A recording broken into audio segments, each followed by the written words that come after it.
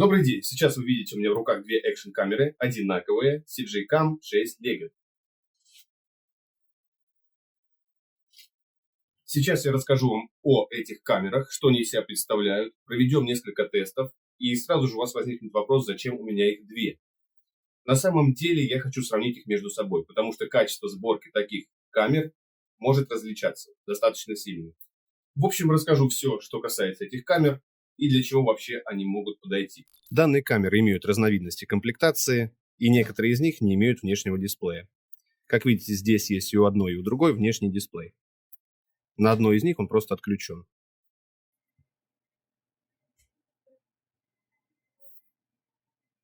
Сразу хочу сказать по режимам съемки. Значит, данные камеры имеют режим съемки Full HD, обязательно 60 кадров, затем 2К и 4К 30 кадров. В 4К, в принципе, снимает он нормально, вопросов минимум к данным камерам по 4К. Почему я уделяю этому внимание? Потому что многие камеры продаются, у них указано, что присутствует режим съемки 4К, на самом деле ничего подобного там нет. Качество изображения наихудшее. Поэтому я об этом и говорю. Так, что можно сказать по комплектации? Одна из камер продавалась с такой коробочкой с бонусом в виде селфи-стика. То есть как бы селфи-палка, только без кнопки. Вот что из себя представляет данный селфи-стик.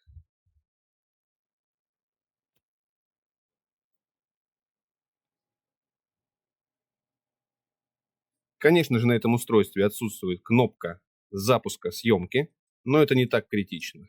В принципе, устройство досталось бесплатно, поэтому спасибо CJ Cam. Посмотрим, что шло в комплекте к одной из камер. Во-первых, это защитный чехол, водонепроницаемый, который позволяет снимать в экшн-ситуациях, либо же под водой. Все тестировалось, ничего не промокает, не разбивается, хороший чехол. Документы, две наклейки, крепление на руль велосипеда или мопеда, мотоцикла, в общем, любого байка. Далее, крепление с наклейкой можно наклеить на стекло или на шлем. Затем, две запасные наклейки в случае, если износятся эти.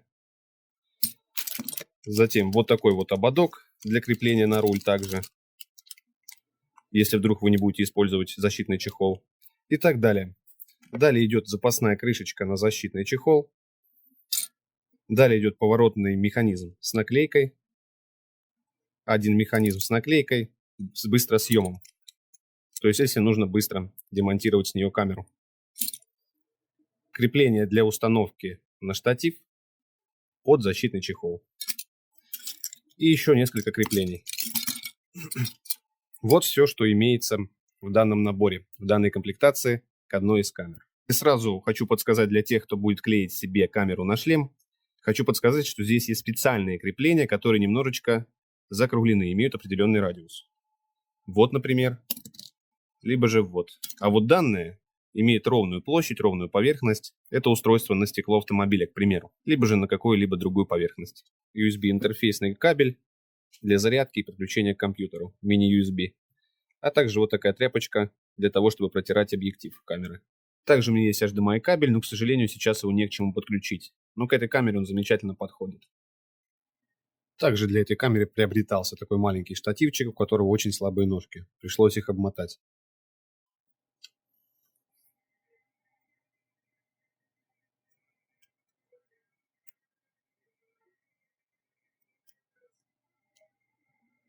Вторую камеру я не покупал специально, я просто взял у хорошего друга. К ней он брал пульт дистанционного управления, как наручные часы с наручным ремнем. Для чего это нужно? В случае, если вдруг ваша камера на шлеме, либо где-то вдали от вас, либо же вы снимаете себя, либо же используете селфи-стик, который я показывал, то можно использовать данные часы. Извиняюсь, конечно же, это не часы, это пульт дистанционного управления. Также друг взял себе лягушку и дополнительный аккумулятор.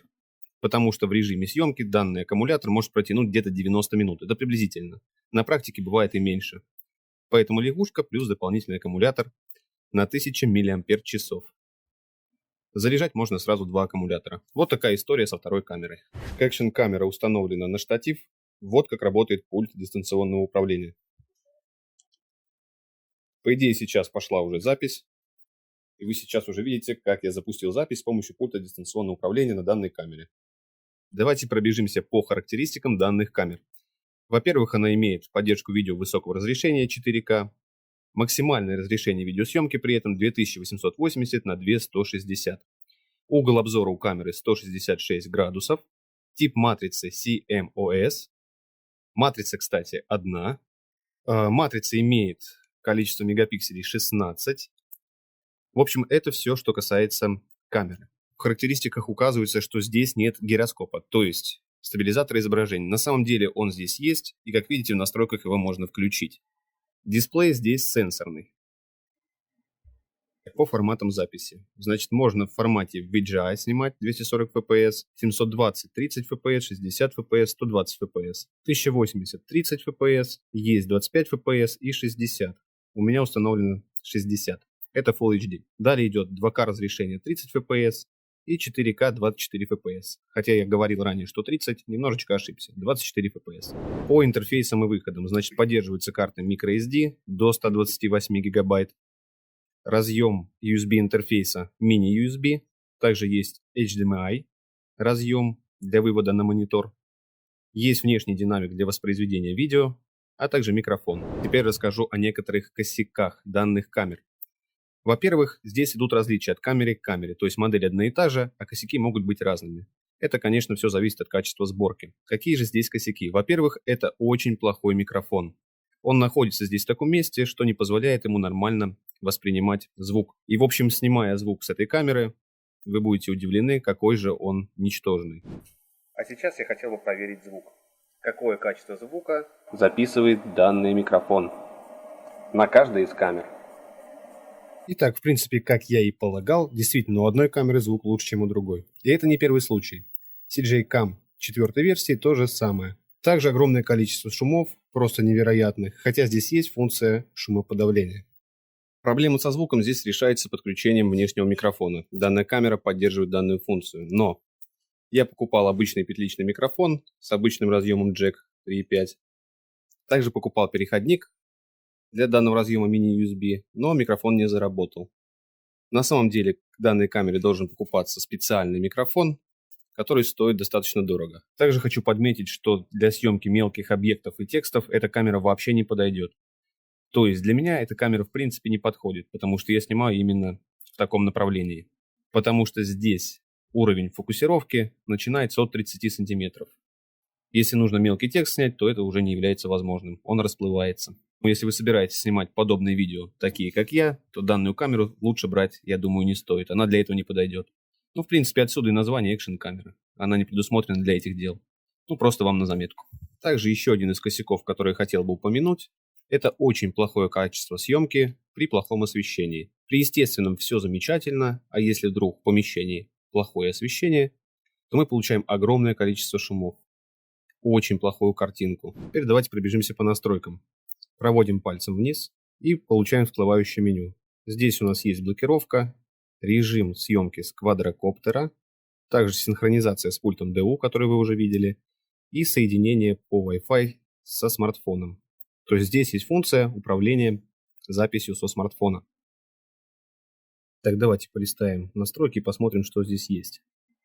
Итак, разрешение видео, я думаю, это понятно. Цикл записи нам не нужен.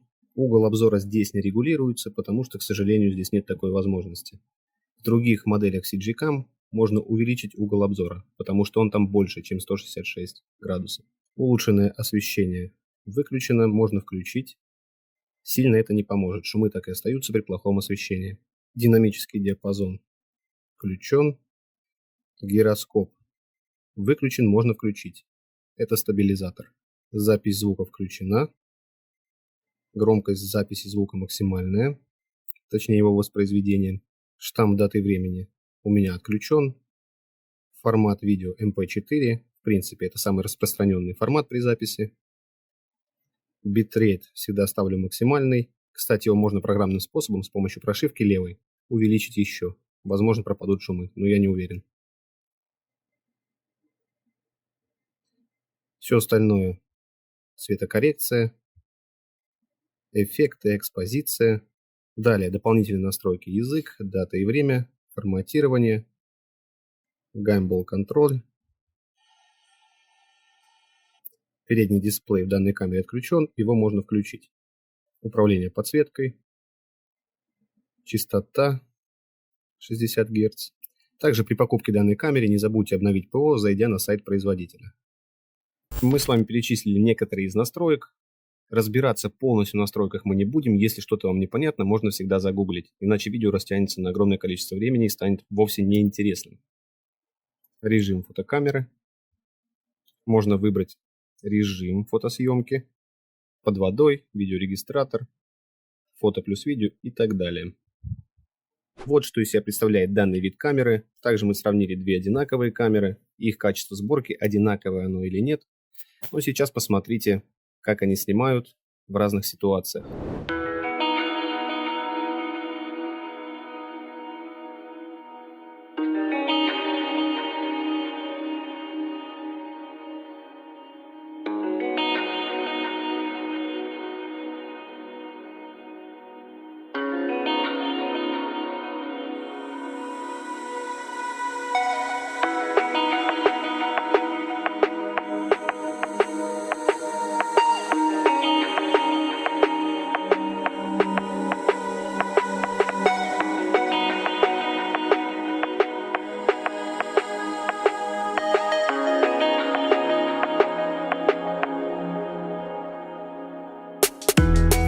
Дай пса собьем, да? Будем пса сбивать.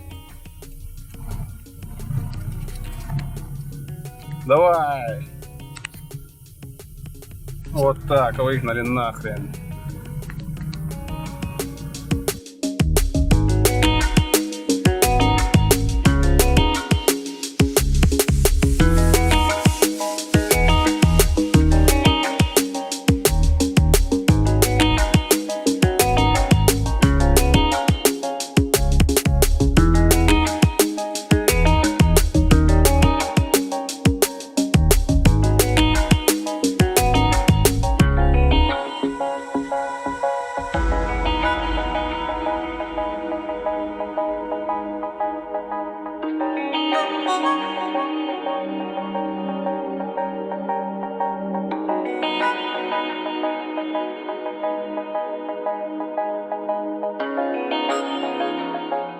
Для своего бюджета камера достаточно неплохая и в принципе подойдет для съемки каких-либо мероприятий, за исключением каких-то мелких объектов.